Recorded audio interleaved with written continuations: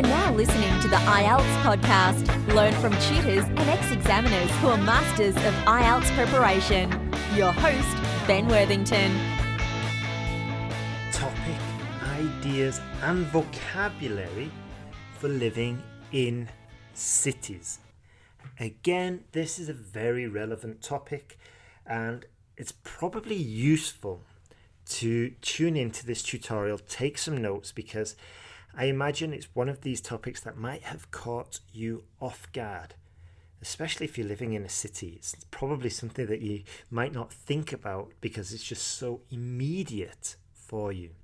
So as we do in these tutorials, we're going to look at topic ideas. We're going to look at a grammar point. In this case, it's complex sentences.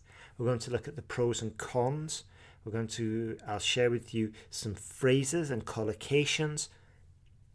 And then we'll look at some model speaking part 3 questions and answers using some of the phrases we've already covered.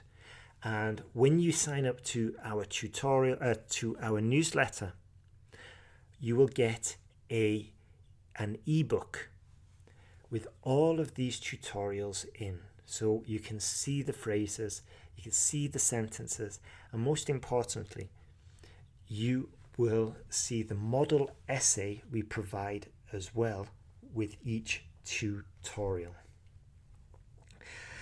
So if this is your first time tuning in, let me tell you who I am. My name's Ben Worthington. I've been teaching IELTS now too long, in all honesty. I did go through a phase actually where I was publishing tutorials called I Hate IELTS. Why? Well, the reason was because students were so obsessed with the IELTS exam, and understandably. You know, it's one of those things that has a huge impact on your life. You pass this exam, now you're in Australia, you're in Canada, you're in the UK. However, I was posting tutorials saying I hate IELTS because it was kind of sad from my point of view, because a lot of students were so obsessed with the IELTS, and as I said, understandably, that they kind of lost the benefits of learning the English language. They just wanted to, write complex, fancy sentences for the exam. And yeah, from a tutor's point of view, we want our students not only to succeed in the exam, but we love seeing, authentic, decent tutors love seeing the students, get control of the language and start expressing themselves. And to do that, obviously, you need a deeper knowledge of the language. But I understand. You've got the exam coming up. You don't really want to learn about the beauty of the English language. You just need to pass the exam and get to Australia. So I started with the IELTS a while ago because I like getting results. I like working with ambitious students who are going places, who are advancing in their career. These are the kind of people I love working with. And fair enough, the kiddies I was teaching, they were improving. They didn't really have that much ambition to improve their career, understandably. The business students were ambitious, but I couldn't really measure their results because they weren't interested in taking exams. They just wanted to communicate. So it was a struggle. The adult learners were a pleasure to work with. Obviously, sometimes they were concerned with their career, but their English was in a state of maintenance, not improving. So it was I got bored of teaching them, if the student doesn't want to improve.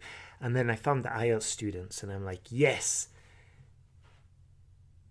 they're concerned about results. Obviously, they need to get this band 7.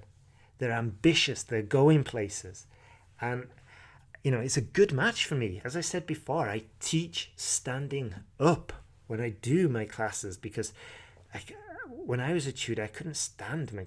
My Spanish tutor just sat there like a vegetable, and I was like, come on, gotta get this exam, gotta pass, gotta get to uni. Anyway, let's jump into it. So living in cities, let me rephrase that. Living in cities is a topic of considerable interest Now, again, this is one of the relevant topics. Why?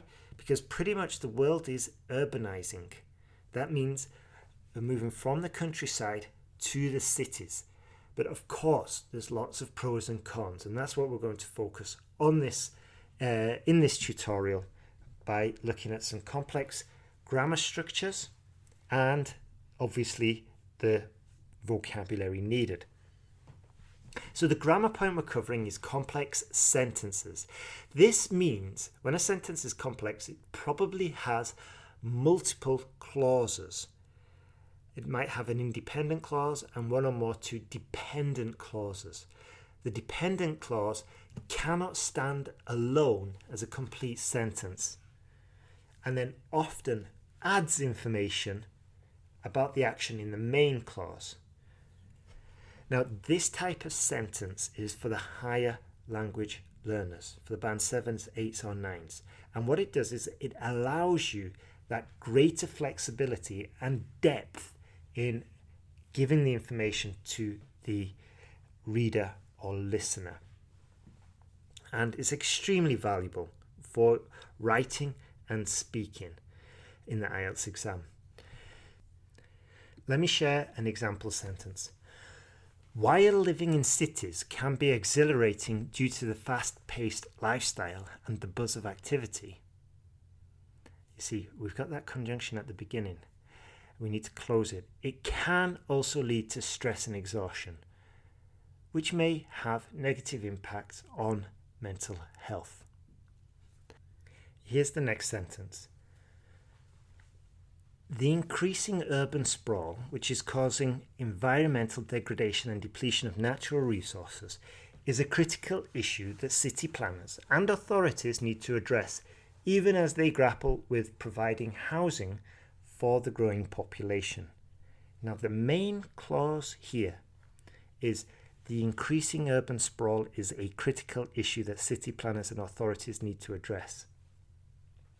This sentence expresses the main idea of the sentence, and it can stand alone as a complete sentence on its own. However, to just make it a complex sentence, we add which is causing environmental degradation and depletion of natural resources. This provides the additional information about the subject, which is urban sprawl. But that sentence on its own, which is causing environmental degradation and depletion of natural resources, doesn't mean anything. It cannot stand by itself. It cannot stand alone as a complete sentence. So again, the increasing urban sprawl, now the dependent clause, which is causing environmental degradation and depletion of natural resources, now the main clause, is a critical issue that city planners and authorities need to address even as they grapple with providing housing for the growing population. Very valuable and useful information, complex sentences. Here's another example. Cities offer a plethora of experiences, from a vibrant nightlife to a diverse range of cuisines. But they also pose challenges like noise pollution and overcrowding, which can significantly impact the quality of life. So again, we can't really have which can significantly impact the quality of life on its own. It depends on the main subject, which is cities. Next sentence. Even though city life, with its convenience and variety, holds a great appeal for many, the longing for a slower pace of life and a close-knit community is leading some to reconsider and move towards the countryside. So in that sentence, the first part is the dependent clause. Even though city life, with its convenience and variety, holds a great appeal for many, what happens now? We can't finish there. Okay, it has a contrasting condition and it can't stand alone as a complete sentence. So the main clause here is the longing for a slower pace of life and close-knit communities leading some to reconsider and move towards the countryside. This is the main idea of this sentence and can stand alone as a complete sentence. Even though city life, with its convenience and variety, holds a great appeal for many, dependent clause, the longing for a slower pace of life and close-knit community is leading some to reconsider the move towards the countryside. Myself included. I'm off to the countryside in October. Anyway, cities are often viewed as hubs of opportunity where one can grow personally and professionally. Yet, they also present hurdles like high living costs and a fiercely competitive environment. So we've got a lot more of these complex sentences in the tutorial, and these will be available in the Topic Ideas ebook we have produced. You will get this topic ebook when you sign up. If you don't get it, but when you sign up, we will send it to you when we've made it. It's like 99% finished. That's why I said we have produced it. It's 99%. So the chances are by the time we release this tutorial, you will have, when you sign up, you will get it. What are the pros and cons regarding living in cities? Well, hopefully you picked up a few with those complex sentences I just shared, but the pros, greater diversity of people and cultures, could be seen as a con. You know, there's a lot of English people living in some Spanish cities, and not everybody wants to live next to English people, surprisingly. Pros, a wide range of entertainment and recreational options. These are, you probably, if you use these, you probably want to hedge them. So there is often a wide range of entertainment. There is usually a greater diversity of people. Let's carry on. Innovative technology and smart city initiatives.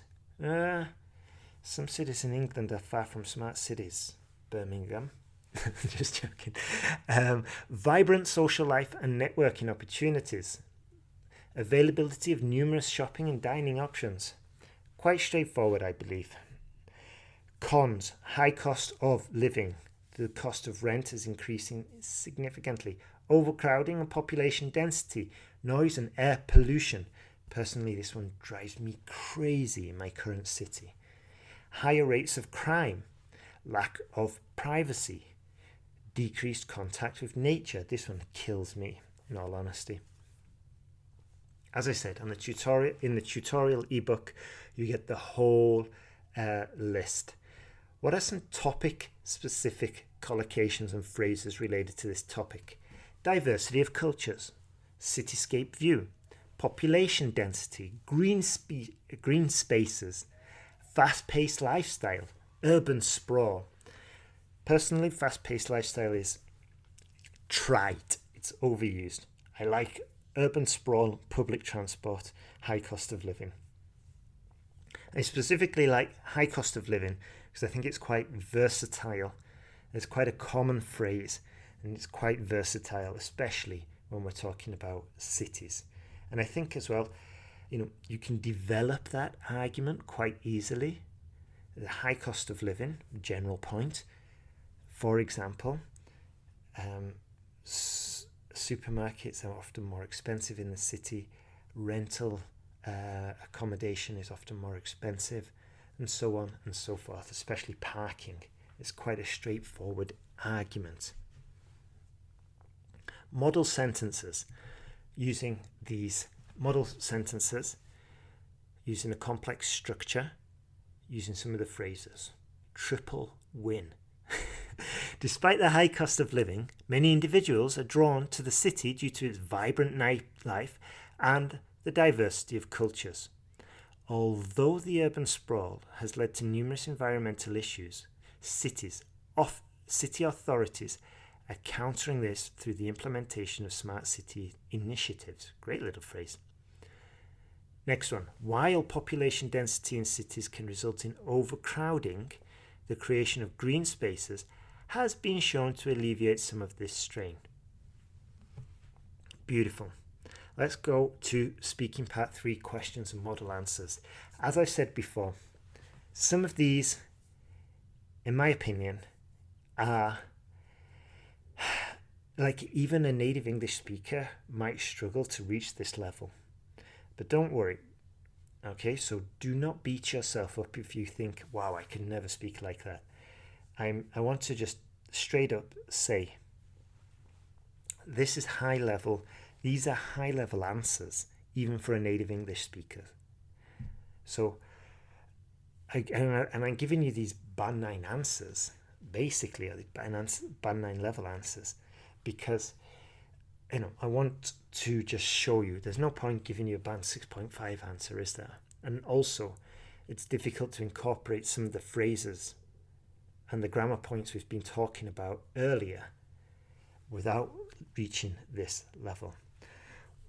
Question 1. Why do people prefer living in cities? Well, to be honest, people are often drawn to cities due to the plethora of opportunities they provide. There's a diversity of cultures, a vibrant social scene, and greater employment prospects. City life, though hectic, offers a variety of experiences that are hard to find in rural areas. I remember I was working with one student actually, and I was working on her writing and her speaking, and she just loved the phrase hustle and bustle. And it wasn't so appropriate for the writing, but for the speaking, somehow, miraculously, she managed to incorporate it into most of her speaking answers. Until I called her out, I was like, hey, hang on a second, Hannah, this is... calm down on that expression. But I understand, we get a new expression, we want to use it. So don't worry if you are overusing it. Just be aware that it can happen. Next question. How have cities changed in the past 50 years? Side note, this is an important style of question. We've got a transition here. The examiner is inviting you to compare the past 50 years with today. If you hear this type of question, you are winning. What does that mean? Well, it's a high-level question. And if the examiner's giving you a high-level question, they're like, students definitely passed 6.5. How would they handle this at Band 7? Let's just see how good this student is. They answered the previous question well. Let's step it up a bit. Let's go to the next level. Let's see how they handle a comparison with different time periods. Let's see how well they handle the tenses here. Question. How have cities changed in the past 50 years? Well, that's a tricky one, to be honest. Never really thought about it, but I guess over the past 50 years, cities have grown tremendously in terms of size and population density. The urban sprawl has been quite significant, and with it, the rise of high-rise buildings and skyscrapers. This development, while providing housing and office space, has led to a decrease in natural green spaces and a surge in environmental issues. Let's break that answer down. So we have the present perfect tense. Have grown, has been, has led. I was overemphasizing it in my answer just to indicate. Now, these show actions or states that started in the past and continue into the present and recently been completed. Over the past 50 years, cities have grown tremendously. There we go. It's true that it's something that started in the past and continues to be true to the present, or has recently been completed. But in this case, it's true to the present. We've also got the present tense and the present perfect. We've got the present tense in providing.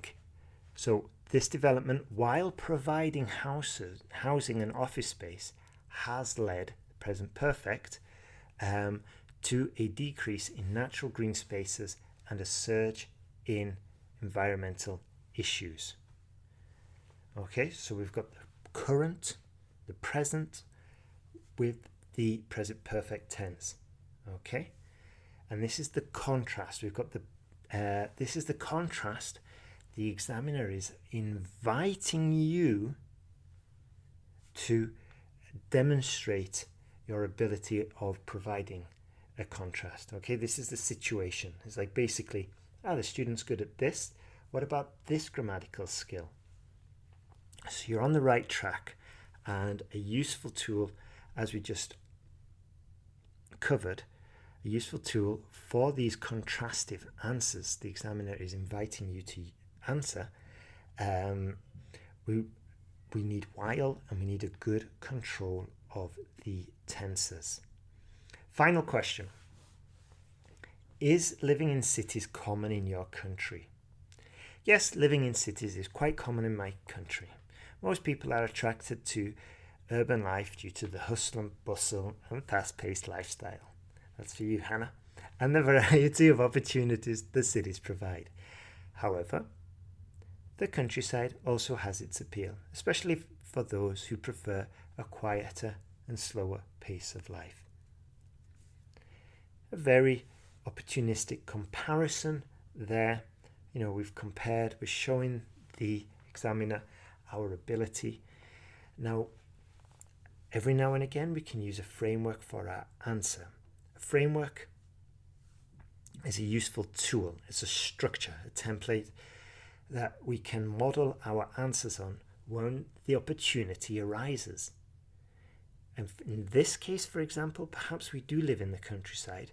Therefore, we should really have the opportunity to develop the answer more coherently. So we could extend the answer with this framework. We could say, however, the countryside also has its appeal, especially for those who prefer a quieter and slower pace of life. This is because in the countryside, often there's a smaller population, it's more spread out, and also the urgency of matters is usually of smaller priority, for example. There we go. In this case, we used a very basic framework of just this is because, and then if we wanted to go further, I didn't in this case because we've already had that part about fast-paced and hustle and bustle, but if we wanted to go further, I could make another comparison, or I could give an anecdote. It depends on which framework you're going to use in your answer. That's it from me today. When you get this tutorial in your inbox, you will find as well there are a lot of further reading resources for you to catch up on. If you want to delve into this topic further, you'll also get a course on how to use the AI essay checker to improve your essay writing. So I strongly recommend go to IELTSPodcast.com, sign up, you get the tutorials, you get the updates, and you get lots of advice to help you move faster, to help you achieve your goals, and to get to Australia, to get to the UK, to get to Canada. At the end of the day, that's what we're here for. And there's nothing better than seeing an email from a student who like, Ben, this AI essay checker was incredibly useful. It's exactly what I needed. I had my exam in 48 hours and I used it.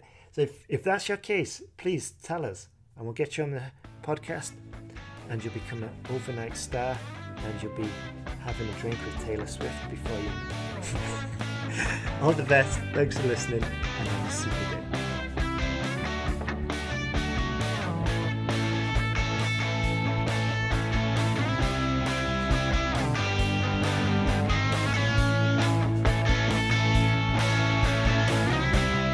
Thanks for listening to IELTSPodcast.com.